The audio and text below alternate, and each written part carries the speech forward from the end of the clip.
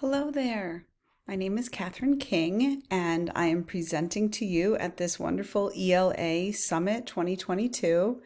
And I'm going to be discussing some takes on gallery walks. But first, I thought it'd be nice to introduce myself. I'm from outside the Philadelphia area. I graduated at Villanova with an English degree and have been teaching for over 25 years. I also have my master's in education. And for the past 17 years, I have been teaching at an all-girls Catholic high school. So I'd love to talk to you about some ideas that I've used along the way. So I would love to share my screen with you. Let me click over. And I just have presented here a few slides to give you some ideas. I posted some pictures of actual girls doing this little project. But what I wanted to share with you is this classic technique of a gallery walk, except for the end is tweaked just a little bit. Now, if you don't know gallery walks per se, I'll take you through a little bit of what a regular gallery walk looks like. So here you see it's a set of statements, usually done before you begin or before the students begin whatever next assignment you're doing. For example, if you're doing a novel, this could be a setup day where you give them some anticipatory ideas or general preview information to get their appetite whet for what they're going to be digging into, whether it be items directly related to the play or the novel, or background knowledge, or just food for thought, really. And that's kind of how I use it. I use it as statements to get them thinking about ideas. Eventually, we will then lead to connections with our piece of literature. But what you need is a little bit of pre-work. So you have to do some printing and taping and gathering some items to get this gallery walk started. First, I suggest a set of statements relating to the topic.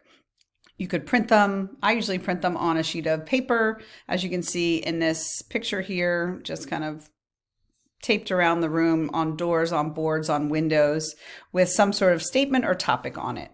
And I'll show you an example when we get a little bit down in the slideshow. Or you could always use, if you have the really big pieces of paper that you can tape to the door, and if you want to write out the statements in your handwriting, you certainly can do that. And then the kids could write on the same paper. I happen to have a lot of sticky notes, so I use sticky notes. They also need markers or some sort of pen, a timer. Then we go into group time and whole class discussion time. So that's a general setup for a gallery walk. The idea behind a gallery walk is to get the kids up out of their seats, kind of moving from statement to statement around the room, sort of in an organized fashion, where they will be able to hit each topic and either silently reflect on it and make a note, or have a little discussion with a pair as they're walking through and make some sort of a note.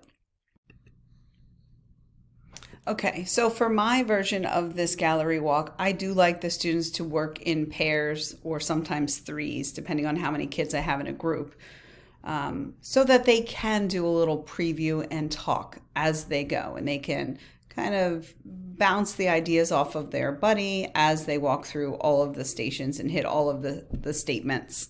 The first thing I say for them to do is, because these are generalized statements, it doesn't have to do with character necessarily or plot for sure, and definitely not theme. These are general ideas. So I have them write on their sticky note first and foremost, after they read the statement, whether they agree or disagree. And I tell them to write it at the top in big capital letters so that everyone can see agree or disagree their opinions. And they do not have to agree with their peer or their pair mate.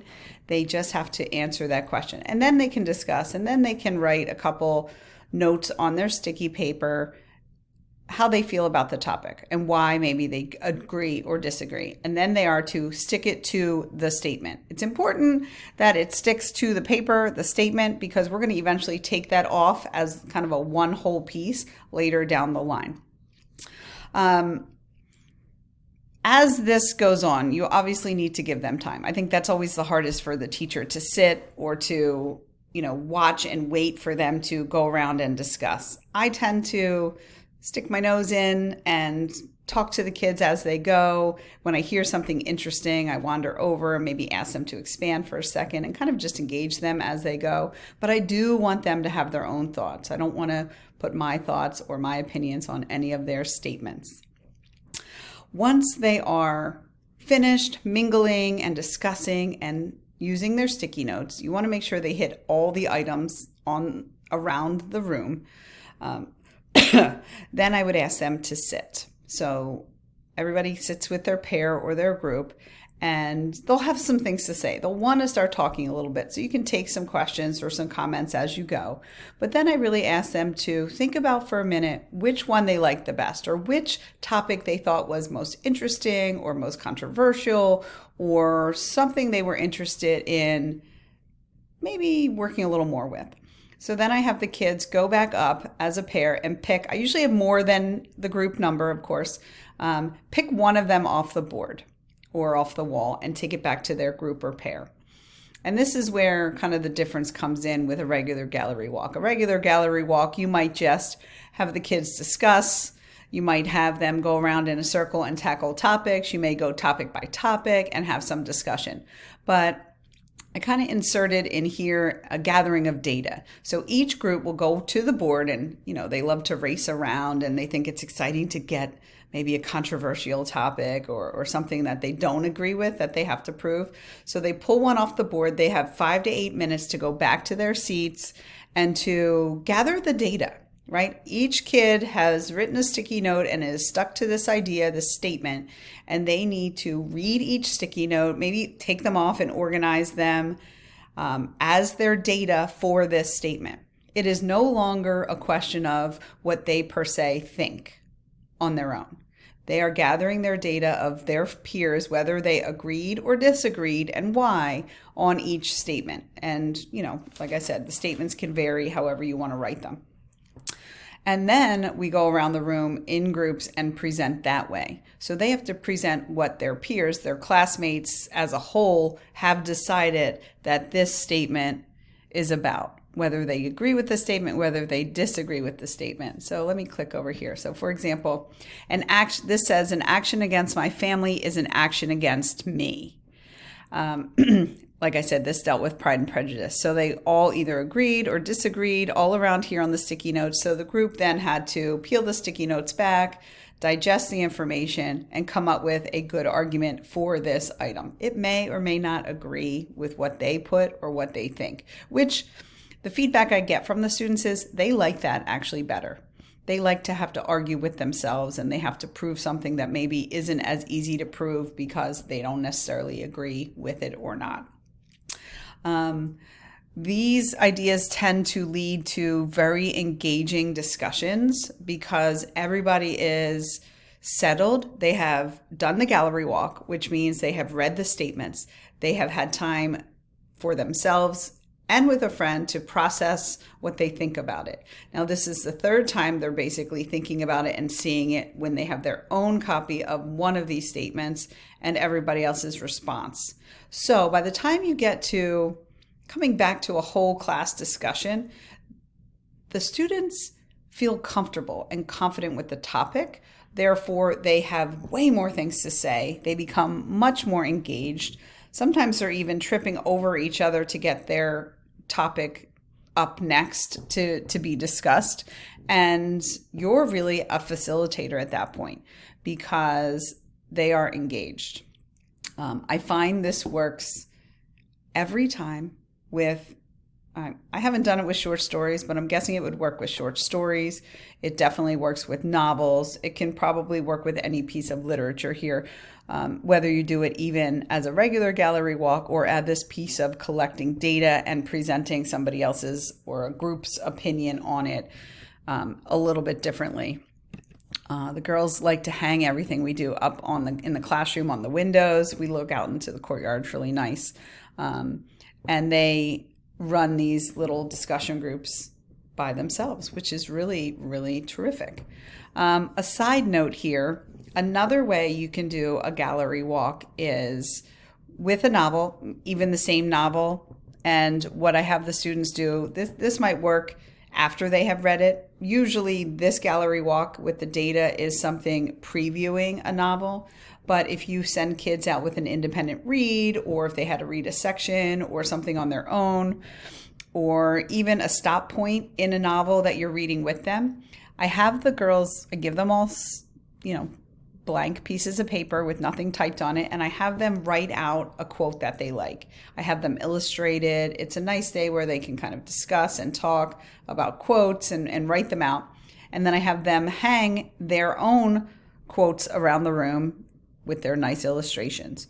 And what we do then is I kind of flip the gallery walk again, where I have them not look for meaning necessarily, because they have read the novel now. They're not trying to figure out what the story's about.